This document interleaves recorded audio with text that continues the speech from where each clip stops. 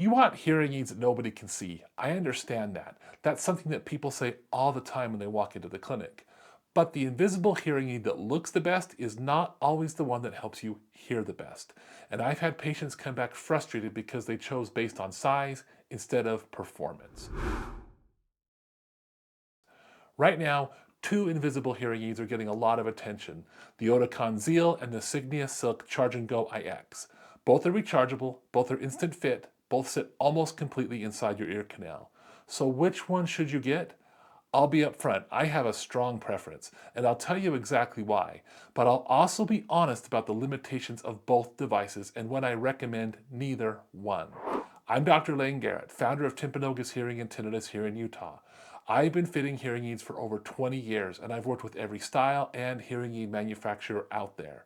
Today, I'm going to give you the straight comparison so you can make the right decision.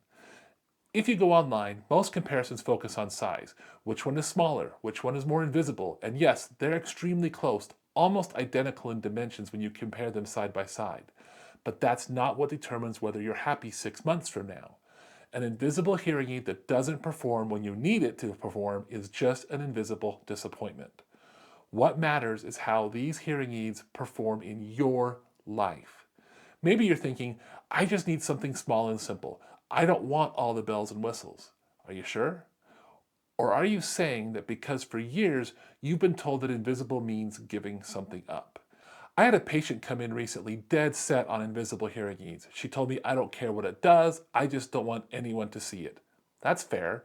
But once we talked about her real life, phone calls with her daughters, restaurants with friends, watching TV comfortably, what she actually wanted wasn't small. She wanted normal hearing. You want to take that phone calls without fumbling with the speakerphone. You want to stream something while walking your dog, and you want to hear your grandkids at noisy restaurants without all that glazed over smile that you've just perfected. You've been told small means settling. That's not always true anymore, but only if you choose the right hearing aids. If you appreciate getting honest comparisons instead of manufacturer spin, subscribe to the channel. I do 2 videos a week on hearing aids and tinnitus, and I'm not sponsored by any manufacturer. I'm telling you what I recommend to my patients. And if this kind of breakdown is helpful, please hit the like button. It helps other people find this information. Let's talk about sound processing. The Oticon Zeal runs on the Sirius platform with second generation deep neural network processing. That's the same chip powering Oticon's flagship intent receiver in the canal devices. According to Oticon's own data, that processing delivers up to 12 decibels of noise suppression and improves clarity by up to 6 decibels. Manufacturer data is something to take with a grain of salt, but a 2024 study in the American Journal of Audiology tested this DNN processing in real-world conditions, not a lab, but users going about their day rating their experience. They found meaningful improvements in listening comfort and sound quality, especially in noisy environments. That lines up with what we see in our clinic. In our fittings, the Zeal handles background noise noticeably better than the Silk. The Signia Silk runs on the Integrated Experience platform, which is solid technology. But because of the small sizes of these devices, we can only have one microphone. That means it can't run Signia's best noise feature, the real-time conversation enhancement system, because that requires 2 microphones. You're getting the IX platform, but just not its full capability. That's a meaningful difference when you're trying to follow conversations in a noisy restaurant. Now, connectivity. This is where these 2 devices really separate. The Oticon Zeal has Bluetooth LE audio. You can stream phone calls, music, and podcasts directly to both ears. Hands-free calling on Apple devices and the newer Android phones. Google Fast Pair for easy setup, and it's Articast ready, which means as public venues start broadcasting audio like airports, theaters, and churches, you'll be able to tap right in. The Signia Silk, no Bluetooth streaming, none. It communicates with the Signia app through high-frequency coded signals, which is clever engineering, but you can't stream audio to these hearing aids. No phone calls through the devices, no music, no podcasts. For some patients, that's fine. For many others, that's a deal breaker. We live in a connected world. Your hearing aids should be part of it. Now let's talk battery life. I'm going to give credit where it's due. The Signia Silk gives up to 28 hours on a charge, which is impressive for something that small. The Oticon Zeal gets up to 20 hours. Both easily last a full day, and both come with portable charging cases for on-the-go power. If maximum battery life is your top priority and you don't care about streaming, the Silk wins in this category. Let's talk about the durability. The Oticon Zeal uses encapsulated electronics similar to how pacemakers are built, with all of the components of the hearing aid sealed in a protective resin. It has an IP68 rating for moisture and dust resistance, and that matters long term in a warm, moist ear canal. The Silk does not publish a water resistant rating. That doesn't make it fragile, but it's something to consider for long term reliability. Before we get into limitations, let's address cost because I know that's something that's on your mind. Both of these devices fall into a premium tier of hearing aids. In most clinics, you're looking somewhere between $3,000 and $4,500 per ear, depending on what's included in your service package. Between these two specifically, pricing is usually very similar, so this isn't which is cheaper decision, it's a performance decision. But keep in mind, you're not just paying for hardware, you're paying for the hearing aid fitting, the programming, real ear verification, follow-up care, and long-term support. Over 5 to 7 years of daily use, this becomes less about buying a gadget and more about investing in your ability to stay connected to the people who matter. But if budget is your primary concern, there are other styles and previous generation of hearing aids that can still deliver excellent hearing. Invisible isn't the only path to hearing well. Now I want to be straight with you. Invisible hearing aids are impressive, but they're not magic. First, and this is the big one, both of these hearing aids are designed for mild to moderate hearing loss. If your hearing loss is moderate to severe or worse, neither one is going to give you what you need, especially in background noise. But don't let cosmetics override clinical need. I'd rather you hear well with a device that's slightly visible than struggle with one that's invisible. But even within the mild to moderate range, your lifestyle matters just as much as your hearing loss. If you spend a lot of time in challenging listening environments, a receiver in the canal hearing aid has clear advantages.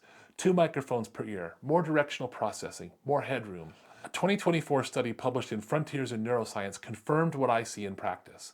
Where the microphone sits on a hearing aid makes a real difference in how well you understand speech and noise.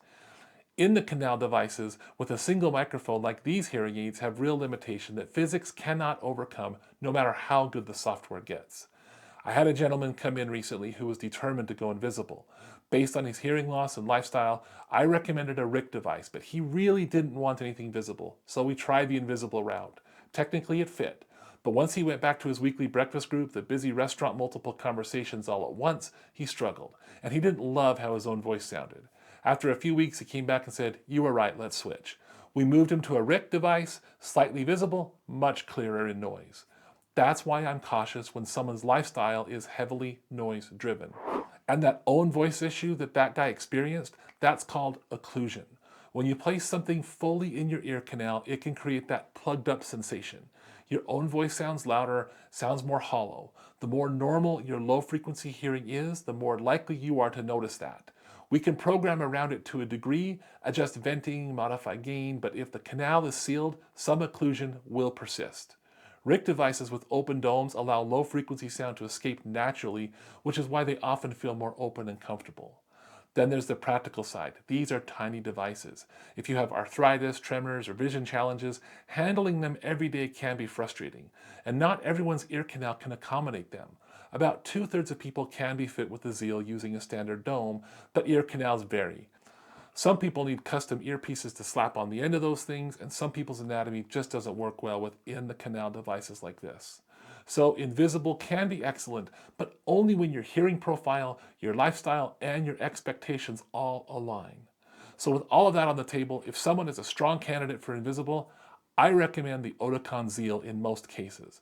Not because it's newer, but because it handles noise better and offers full connectivity. Capability the Silk just doesn't have. The Signia Silk was groundbreaking when it launched in 2023 as the first rechargeable instant fit CIC hearing aid. It proved this category was viable, but the Zeal has leapfrogged it in almost every meaningful way. And to be honest, when I look at someone's hearing test results, most of the time I'm still recommending a receiver in the canal device. That's just where the performance is, especially if noise is a major part of your life, or you're sensitive to occlusion, or your hearing loss pushes the upper end of the fitting range. Hearing clearly and feeling natural in your own voice will always matter more than invisibility. But when the hearing test supports it and the lifestyle fits, invisible is genuinely a great option, and the Zeal is the one that I trust to deliver. The right answer isn't the smallest device, it's the one that works in your real life. So what matters most to you? Invisibility, streaming, battery life, performance and noise? Drop that in the comments. If this helped you think more clearly about this decision, hit like. It does help other people find this information. And if you want deeper guidance, I've put together a free learning center. The link is in the description. And if you're here in northern Utah and want a thorough, pressure-free evaluation, you can schedule with us in our American Fork or Spanish Fork offices. We'll tell you what you need, not just what the newest hearing aids are. Link is in the description as well. And if you're not local to us, use this information to ask better questions when you go see your audiologist. A good audiologist should walk through these same trade-offs with you. Thanks for watching. I'll see you in the next one.